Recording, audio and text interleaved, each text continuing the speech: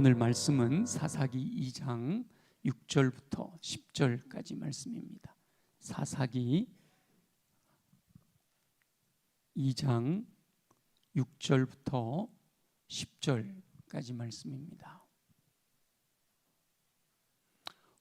사사기 2장 6절부터 10절까지 우리 함께 한 목소리로 봉독을 하겠습니다. 시작. 전에 여호수아가 백성을 보내매 이스라엘 자손이 각기 그들의 기업으로 가서 땅을 차지하였고, 백성이 여호수아가 사는 날 동안과 여호수아 뒤에 생존한 장로들 곧 여호와께서 이스라엘을 위하여 행하신 모든 큰 일을 본 자들이 사는 날 동안에 여호와를 섬겼더라. 여호와의 종 눈의 아들 여호수아가 110세에 죽음에 무리가 그의 기업의 경내 에브라임 산지 가하스산 북쪽 딥낫 헤레스에 장사하였고, 그 세대의 사람도 다 그 조상들에게로 돌아갔고, 그 후에 일어난 다른 세대는 여호와를 알지 못하며 여호와께서 이스라엘을 위하여 행하신 일도 알지 못하였더라. 아멘. 아멘. 하나님께서는 이스라엘 백성을 향하여 놀라운 일을 행하셨습니다. 먼저 수많은 백성들 가운데서 아브라함을 택하셨습니다. 그리고 그 후손들로 한 민족을 이루게 하셨습니다. 하나님께서는 야복강에서 야곱의 이름을 이스라엘이라고 바꿔주셨습니다. 이스라엘은 야곱의 12아들의 조상이 되었습니다. 그들은 애굽으로 내려갔다가 하나님의 시간에 다시 가나안 땅으로 돌아왔습니다. 이스라엘은 야곱을 중심으로 가족이 애굽으로 내려갔는데 430년의 세월이 흐르는 동안 장정만 60만의 큰 민족이 되었습니다. 그리고 모세의 인도하에 애굽을 출발하여 가나안 땅으로 진격하지요. 하나님께서는 애굽에서 10가지 놀라운 기적을 보여주셨습니다. 애굽의 바로 왕과 백성들은 이스라엘 민족을 애굽에서 쫓아내다시피 했어요. 하나님의 그 놀라운 능력을 보고 너희들하고 함께 할 수 없겠다, 쫓아낸 거죠. 그 백성들이 홍해를 기적적으로 건넜을 뿐만 아니라 광야 40년은 온갖 기적의 연속이었습니다. 느보산에서 가나안 땅을 바라본 모세가 죽고 여호수아가 그 뒤를 이어 이스라엘의 지도자가 되었습니다. 모세의 시종이기도 했던 여호수아도 하나님께서 동행하심으로 놀라운 기적의 역사를 이루었습니다. 기적적으로 요단강을 건넜지요. 여리고성을 무너뜨리고 파죽지세로 가나안 땅을 점령합니다. 그리고 가나안 땅을 12지파에게 분배하였습니다. 이 모든 과정을 통해 하나님의 살아계심이 드러났습니다. 살아계신 하나님께서 이스라엘을 통하여 놀라운 역사를 이루신 것을 온 백성이 직접 목격하였습니다. 여호수아를 중심으로 당시의 모든 백성은 오직 여호와를 경외하는 믿음에서 벗어나지 않았어요. 문제는 그 다음이었습니다.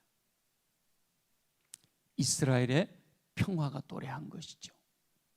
그리고 가나안 땅에서는 몰아내지 못한 이방 민족이 살고 있었습니다.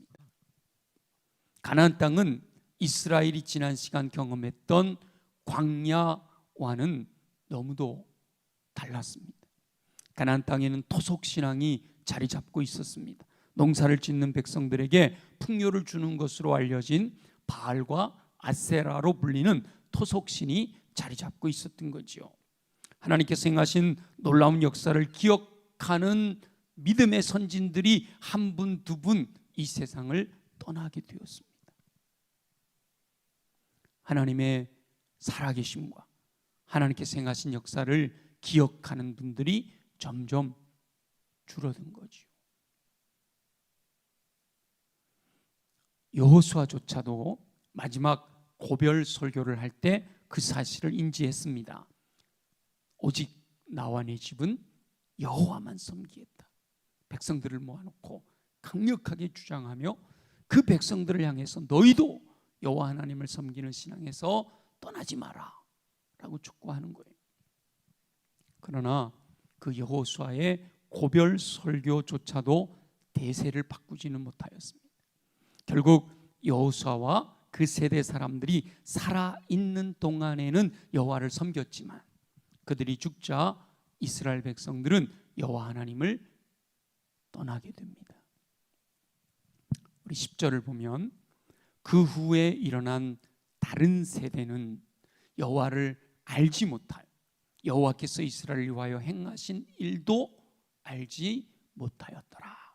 이렇게 기록이 되어 있어요. 우리 10절 다시 한번 읽어볼까요? 10절만 다 같이 시작. 그 후에 일어난 다른 세대는 그 앞부분 안 읽었군요. 다 같이 앞부분부터 시작. 그 세대의 사람도 다 그 조상들에게로 돌아갔고 그 후에 일어난 다른 세대는 여호와를 알지 못하며 여호와께서 이스라엘을 위하여 행하신 일도 알지 못하였더라. 아멘. 믿음의 계보를 이어 다음 세대가 되었어야 하는데 뭐라고 표현되어 있죠? 다른 세대라고 표현되어 있어요. 그 이후 다른 세대가 된 사사시대는요, 안타깝게도 엎치락뒤치락 신앙으로 점점 엎치락뒤치락 하면서 신앙에서부터 점점 떠나 하나님으로부터 멀어져 갔습니다. 어쩌면 지금 저와 여러분이 겪고 있는 현상이 사사시대의 현상과 다르지 않다라고 하는 것이 안타까운 거죠. 모든 상황이 일치하지는 않지만 대세는 다르지 않게 흘러가고 있다는 거예요. 한국 교회의 역사에도 모세 시대처럼 여호수아 시대처럼 하나님께서 놀랍게 역사하셨던 시기가 있었단 말이에요. 믿는 이들은 하나님의 살아계심을 의심하지 않았어요. 기도하면 응답이 됐단 말이죠. 여의도 광장에 100만이 모였어요. 여러분 상상이 됩니까? 수원시내 인구가 120만인데 그 여의도라고 하는 그 광장에만 100만이 모여서 집회를 했단 말이에요. 기도하면 예수 이름으로 모인 그곳에 성도들이 모여서 기도하면 응답이 됐어요. 제가 1985년도 CCC 여름수련회를 참여했는데 늘 미루나무 숲에서 하다가 그 미루나무 숲이 개발이 되면서 아마 1985년에 전주대학교에서 했어요. 전주대학교가 이렇게 언덕배기로 이렇게 되어 있는데 전체 집회를요 그 야외에서 했어요. 언덕배기 이렇게 있는 밑에다가 강단을 세워놓고 이렇게 그 아스팔트에 앉아서. 근데 여름이라 지금처럼 장마철이었어요. 근데 놀랍게도 그때 한 5천 명 정도 모인 걸로 제가 기억을 하는데, 근데 야외 집회를 하면 하늘이 맑아요. 야외 집회를 하면 얼마나 강력하게 기도를 했든지 5천 명이 다 함께 모여서, 그때는 김중건 목사님 살아계실 때니까 말씀을 들어야 되는데, 김중건 목사님 우리 비 오지 않게 기도합시다 그렇게 기도하면요, 정말 그렇게 기도하면 야외 집회 하는 동안은 비가 안 와요. 근데 각 반별로 이렇게 실내 그룹 모임으로 들어가면요 비가 와요. 그러다가 또 전체 집회 시간이 되면 안 와. 그리고 전체 집회가 또 가능해요.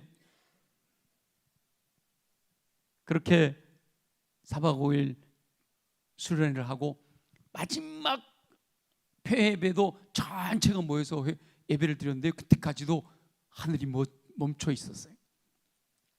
폐예배가 딱 끝나고 우리가 이제 각자 집으로 돌아갈 때가 됐는데 하늘이요 그동안 이렇게 물을 모아놨다가 그냥 쏟아붓듯이 그냥 마지막에 그렇게 비가 억수같이 쏟아지는, 그 수련회에 참여했던 모든 사람들은 하나님이 우리의 기도를 응답하셨구나, 하나님이 기도에 응답하셔서 비도 멈춰주시는구나, 그렇게 멈춰주셨다가 어차피 내릴 비였으니까 마지막에 다 끝나고 나니까 한꺼번에 쏟아냈구나, 이 사실을 믿어 의심치 않았어요.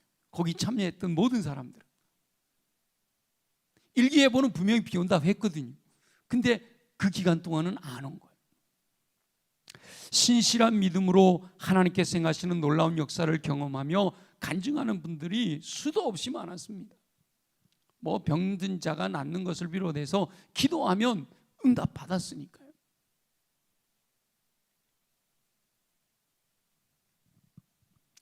저희들이 바로 그 세대 사람들이잖아요. 여기 저하고 아래로 한 10년 가까이 되신 분들은 뭐 위로는 말할 것도 없고요. 다 70년대, 80년대 그 뜨거운 열정들, 어느 교회에서 부흥회 한다 그러면 그냥 꽉꽉 찼잖아요. 뭐 내 교회 부흥회가 아니라도 그냥 부흥회 한다 그러면 꽉꽉 차서, 기억나세요? 강단까지 다 올라오고 막 그럴 때가 있었다고요. 한국교회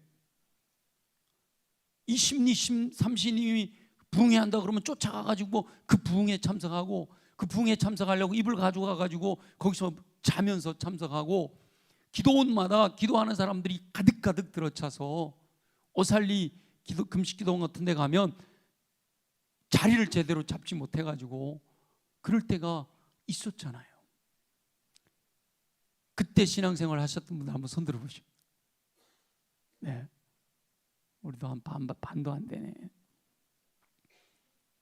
이 여호수아 시대와 그때 생존했던 장로들의 시대에 출애굽하고 광야 40년과 요단강을 건너고 여리고성을 무너뜨리고 가나안 땅을 정복했던 그 시대 사람들이 살아있을 때는 하나님이 살아계심과 하나님이 행하시는 역사를 다 알았다는 거야.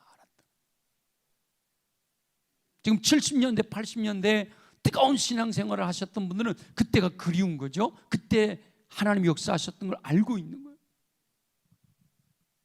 그런데 그들이 한 분, 두 분 돌아가시고 난 그 다음 세대가 그 믿음을 그대로 이어받아야 돼. 모세의 믿음이 여호수아에게로 이어지듯이 그대로 이어받아야 되는데, 다음 세대로 믿음이 이어진 것이 아니라 다른 세대가 되어버린다.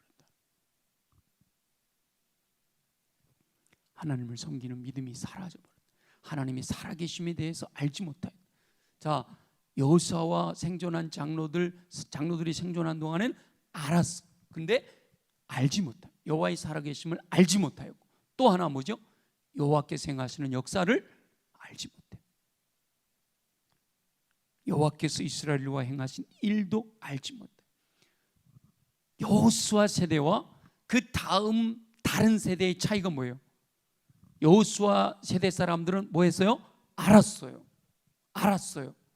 그 다음 세대는요, 몰랐어요. 알지 못하였더라. 모르니까 다른 세대가 되어버린 거예요. 우리 한국교회도 국가의 경제적인 번영과 함께 하나님을 섬기는 믿음이 점점 줄어들기 시작했어요. 물론 뭐 해석하는 여러 가지 다양한 이야기들이 있을 수 있어요. 60년대, 70년대, 80년대 한국교회 그 신앙이 진짜 신앙이냐? 그건 기복신앙일 뿐이었어. 뭐 이렇게 취급할 수도 있어요. 그러나 어쨌든 예수 이름으로 그렇게 구름대같이 몰려올 때가 있었다는 거죠. 그런데 경제적인 국가의 번영을 통해서 하나님을 섬기는 믿음이 줄어들기 시작했다 말이에요. 기독교 역사학자들은 한국 교회에서 마이너스 성장, 가파르게 부흥 성장하던 한국 교회가 마이너스 성장을 말하기 시작한 때를 1988년 올림픽 유치 이후로 보고 있습니다. 제가 88년도에 대학원을 들어갔는데 1988년에 올림픽이 유치되면서 그 이후로 한국 교회가 부흥이 멈춰 버렸다는 이야기들이 여기저기서 나오기 시작했다는 거예요. 물론 일부분에서는 여전히 부흥했고요. 그런데도 불구하고 그런 이야기들이 나오기 시작했다는 거예요. 세계인의 축제인 올림픽을 유치할 정도의 국력이 생긴 다음 기독교 신앙은 가파른 성장 곡선이 멈추며 심지어 마이너스를 기록하기 시작했다라는 거죠. 그리고 한 세대, 보통은 한 세대를 30년으로 보잖아요. 30년, 88년부터 지금 한 35년, 한 세대가 흘러가고 있어요. 이제는 한국 교회가 감소하고 있다라는 것은 새로운 소식이 아니에요. 아직도 우뚝 솟은 예배당들이 있고 끊임없이 예배당이 건축되고 있습니다. 그러나 겉모습과는 달리 실제로는 많은 교회들이 어려움을 겪고 있습니다. 우리 교회만 해도 참 감사해요. 여전히 작게라도 늘어나고 있고 돌아가시는 분들이 있음에도 불구하고 꾸준히 현상 유지를 하고 있다라는 게 참 놀라운 일인 거예요. 그런데 시골 교회, 여러분들의 모교회를 한번 생각해 보세요. 시골 교회, 또 교회 도시 안에도 있는 작은 교회들, 개척 교회, 그리고 다음 세대,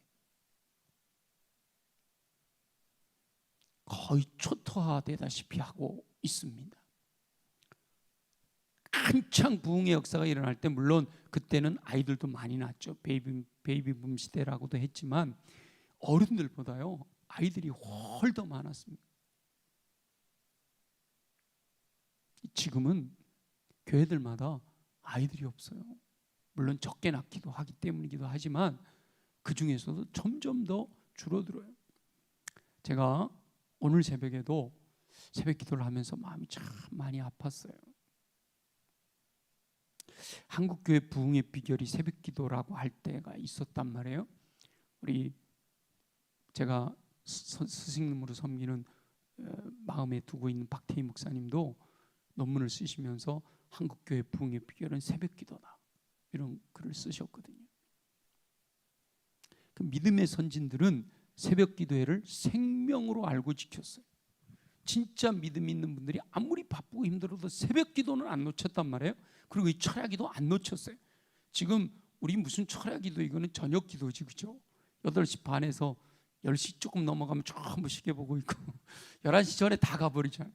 제가 성락교회에서 새벽 이 철야 기도하면 7시부터 시작하면 12시 돼야 이제 목사님이 끝나시고 그때부터 그 다음날 새벽 기도 될 때까지 밤새 철야하는데, 우리 그 철야하는데 모여 있는 예배당에 그냥 꽉 차서 새벽 기도까지 기도하셨어요.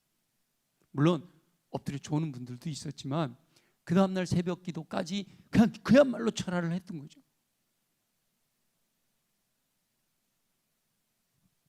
그게 기도의 힘이었던 거예요. 그 새벽 기도와 그 철야 기도를 생명처럼 알던 어르신들이 몸이 약해서 마음은 원이지만 어쩔 수 없게 돼요. 한 분, 두 분 떠나가고, 우리가 기억하고 있는 분들이 있잖아요. 제가 왔더니 이미 안 계셨지만 이원승 권사님, 장은승 권사님 다들 기억하시잖아요. 또 우리 장로님들도 최근에 신영희 권사님 다 한 분 한 분 그 기도의 용사들이 다 떠나간 그 자리를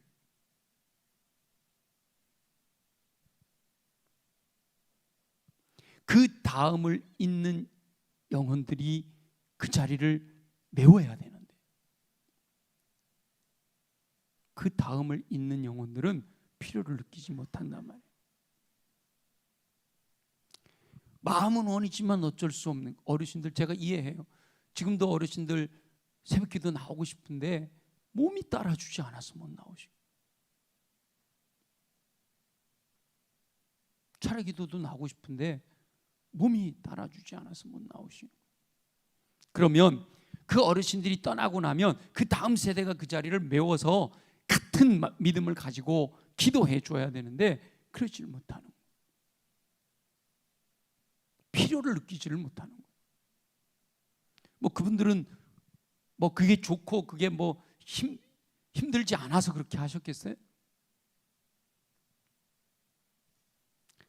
제가 강단에서 할 얘기는 아니지만 반드시 새벽을 깨워야 될 분들도 지금 안 깨우고 있잖아요. 철야기도회, 열정기도회라고 나와야 되는데 못 나오고 있잖아요. 이거 뭐 야단치려고 하는 게 아니라 지금 현실이 그렇다는 얘기를 하는 거예요.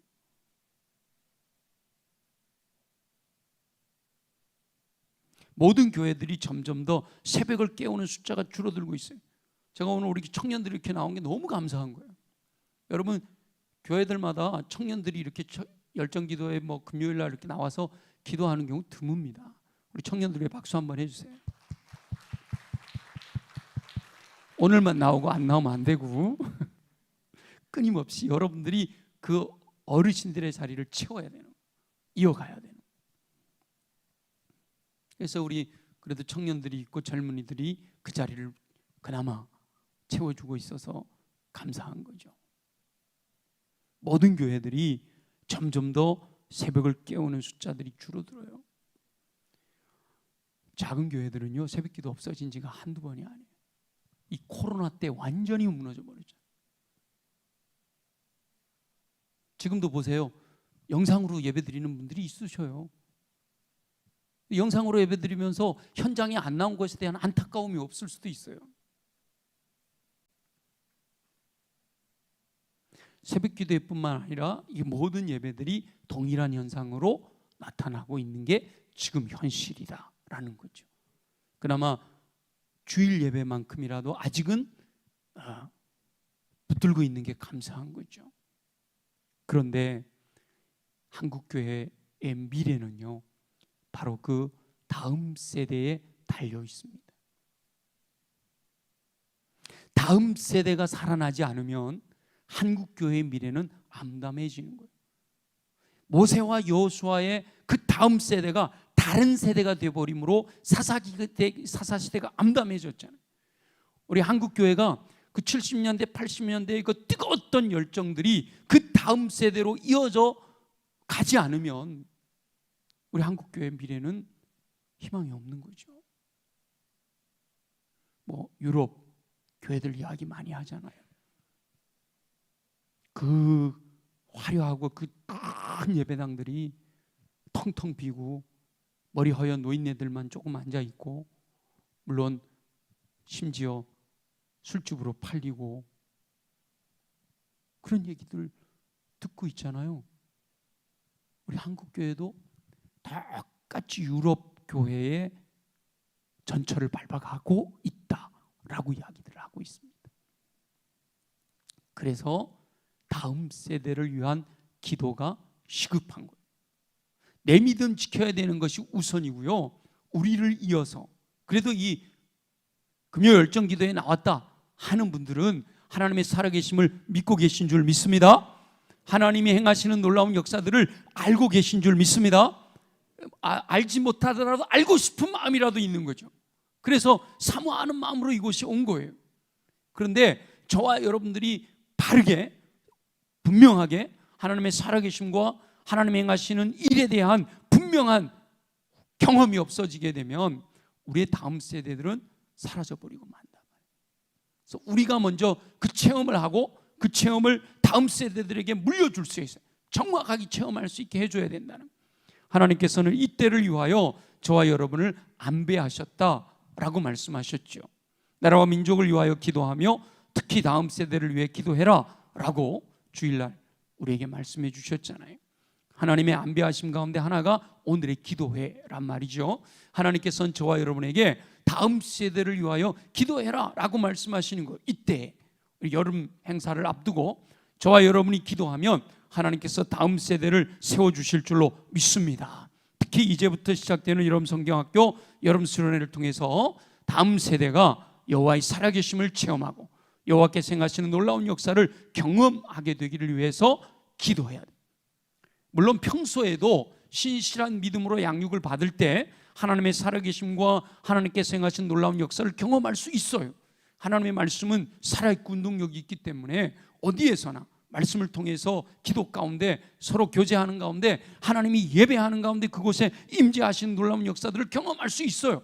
예배 시간마다 그런 경험이 이루어지도록 우리가 기도하고 있잖아요. 그런데 이 여름 행사라고 하는 특수 상황, 여름 성경학교, 여름 수련회, 우리 어른들로 따지면 부흥회, 이럴 때에 더 하나님의 살아계심과 하나님이 행하신 놀라운 역사를 경험할 수 있는 가능성이 더 많단 말이죠. 집중해서 말씀 듣고 이렇게 세상에 갔다가 또 다시 와서 말씀 듣고 이런 게 아니라 집중해서 말씀을 들을 수 있는 기회가 되거든요. 말씀을 외워야죠. 또 계속해서 말씀을 듣죠. 또 믿음의 사람들하고 어울리죠. 거기서 또 기도하죠. 하나님의 살아계심과 하나님의 행하신 놀라운 역사를 경험할 수 있는 가능성이 더 많은, 100% 거기 참석만 하면 다 된다 이건 아니죠. 그러나 가능성이 더 많잖아요. 많은 믿음의 사람들이 여름 행사를 통해서 하나님의 살아계심을 경험한 간증을 가지고 있어요. 지난 주일날 저도 그랬다고 말씀드렸잖아요. 그렇기 때문에 저와 여러분이 다음 세대를 위하여 강력하게 기도해야 한다는 거죠. 먼저는 다음 세대 본인들이 가장 중요합니다. 모든 것이 풍요로움으로 부족할 것이 없어서 하나님의 존재조차도 필요하지 않다라고 생각하는 그 다음 세대를 위해 우리가 중보하며 기도해야 됩니다. 다음 세대의 심령이 변화되도록, 그들의 마음속에 영적인 갈급함이 생겨나도록, 인생이 눈에 보이는 물질의 세계만이 아니라 영적인 세계가 있음을 깨닫는 안목을 갖게 해달라라고 기도해야 되는 거죠. 창조주 하나님과 구원주 예수 그리스도와 동행주이신 보혜사 성령님에 대한 분명한 확신이 생겨나야 믿음에 든든히 서서 흔들리지 않게 되는 거예요. 삼일체 하나님에 대한 확고한 믿음이 생겨나야만 믿음에서 흔들리지 않아요. 어떤 상황, 환경, 환난이 다가오더라도 흔들리지 않게 되는 거예요. 그래서 오늘 함께 기도할 텐데요, 다음 세대 아이들의 영안이 열려 주만 바라봄으로 하나님의 살아계심과 하나님께서 행하시는 역사를 경험하게 하여 주옵소서. 우리 함께 기도하기를 원하고요. 두 번째는요, 다음 세대의 부모들을 위해 기도해야 합니다. 다음 세대의 믿음은 부모를 통해 가장 강력한 영향을 받게 되는 거예요. 부모가 말과 신앙이 일치되지 않는 모습을 보일 때 그 자녀들이 다른 세대가 되어버리는 거예요. 부모가 말과 신앙이 일치되는 모습을 보일 때 보고 배우는 거죠. 우리 김진호 목사님이 뭐 그랬어요? 부모의 뭘 보고 배운다고? 잊어버렸어요? 등어리 보고 배운다 그랬어요. 표현을 그렇게 했잖아요. 다음 세대의 무너짐은요, 결국 그 부모들의 신앙이 흔들렸다라는 사실을 증거하고 있는 거예요. 세상이 아무리 험악해도 부모가 믿음에 든든히 서게 되면 그 자녀들은 흔들리지 않게 됩니다. 신실한 믿음으로 말하는 대로 믿음대로 살아가면 그 자녀들은요, 부모의 믿음을 보고 배우거든요. 물론 부모들이 의도한 것은 아니죠. 본인들도 경쟁사회 속에서 살아가느라 지쳐 있는 거예요. 자녀들의 신앙까지 돌볼 겨를이 없었다라고 해도 지나치지 않지요. 그럼에도 다음 세대를 살리기 위해서는요, 부모 세대가 살아나야 됩니다. 부모 세대의 믿음이 다시 부릴 듯 일어나야 되는 거예요. 자녀를 위해 눈물로 기도할 수 있는 믿음이 있어야 되는 거예요. 나를 위해 울지 말고 자녀를 위해 울라고 하셨던 그 예수님의 말씀이 너무 강력하게 다가와 정말 내 자녀들이 이대로 다른 세대로 흘러버려서는 안 되겠다라고 하는 믿음의 각성을 가지고 부모 세대가 자녀를 위해서 기도할 수 있어야 된다. 부모가요, 자녀를 인간적인 설득력으로 변화시킬 수 있는 기회는 사라져버렸어요. 인간적인 설득력으로 자녀들의 마음이 안 바뀌어요. 그렇다면 성령님께서 자녀들의 마음을 만져주시기를 위해서 부모가 간절히 눈물로 호소해야 되는 거예요. 그 영혼이 너무너무 사랑하죠. 그 영혼이 구원받기 위해서, 그 영혼이 하나님에게서 떠나지 않기를 위해서 눈물로 기도해야 되는 거예요. 어거스틴이라고 하는 아들이 곁길로 가고 이단에 빠지고 방탕하고 그 어머니 모니카가 눈물로 기도하는 거예요. 암브로스라고 하는 교부를 만나 내 아들을 어떻게 좀 살려주세요, 그렇게 요청했을 때 암브로스가 그랬다고 그러잖아요. 눈물의 자식은 망하는 법이 없습니다. 그 말에 위로를 얻고 소망을 가지고 그 모니카가 끊임없이 아들을 위해 기도했더니 그 어거스틴이 다시 돌아왔어. 어거스틴은 10대에 사생활을 낳을 정도의 방탕한 삶을 살고 이단에 빠져가지고 헤매던 분인데 돌아와서 초기 기독교 교부 철학의 대가가 되잖아요. 교부 신학 어거스틴. 실제로 지금 모든 신학의 원류는 어거스틴이라고 하거든요. 그 어거스틴이 돌아오게 된 계기가 뭐예요? 어머니의 눈물의 기도였다는 거예요. 세 번째는 다음 세대를 가르치는 교역자들과 교사들을 위해 기도해야 됩니다. 가장 중요한 것은 본인이고요. 둘째가 부모라면 세 번째, 교회에서 다음 세대를 책임지고 양육하는 교육부서 교역자들과 교사들도 영향력이 있습니다. 한 사람의 영향력은 엄청나지요. 한 사람이 헌신된 교역자, 한 사람이 헌신된 교사로 인해서 많은 다음 세대가 영향을 받고 변화되었다라는 간증을 우리는 들을 수가 있습니다. 우리 교회 교육기관의 교육자들과 교사들이 선한 영향력을 끼칠 수 있도록 기도로 중보해야 됩니다. 하나님께서 이 때를 위하여 안배하신 줄로 믿습니다. 오늘 이 밤에 그렇게 기도하기를 원합니다. 다음 세대가 하나님의 살아계심을 믿고 하나님께서 행하시는 놀라운 역사를 경험하게 해달라고, 알지 못하였더라가 아니라 알게 하여 경험하게 해달라고, 날마다 체험하게 해달라고 우리가 기도해야 됩니다. 말씀드린 대로 세 가지 기도를 드릴 텐데, 첫째는 다음 세대, 그들 자신과 그들에게 영향력을 미치는 사회를 위해서, 두 번째는 다음 세대에 가장 영향력을 끼치는 그들의 부모 세대가 깨어 일어나도록, 그리고 세 번째는 다음 세대를 양육하는 교육자들과 교사들을 위해서 우리 함께 기도할 거예요. 하나님께서 저와 여러분의 기도를 통하여 다음 세대를 든든히 세워주는 은총을 베풀어 주시기를 예수님의 이름으로 축원합니다.